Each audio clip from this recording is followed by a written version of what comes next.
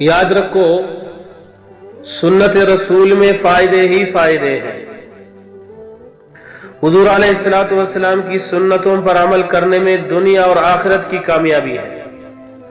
سنتوں پر عمل کر کے ہی رسول اللہ صلی اللہ علیہ وسلم سے سچی محبت کا ثبوت دیا جا سکتا ہے۔ سنتوں پر عمل کا اصل فائدہ تو آخرت کا ہے اور ہمیں اس کی نیت کرنی چاہیے، مگر اس کے دنیاوی فوائد بھی بے شمار ہیں۔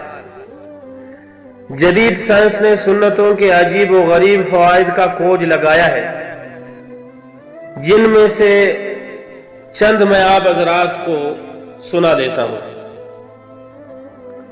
سرما لگانا پیغمبر علیہ الصلوۃ والسلام کی سنت ہے۔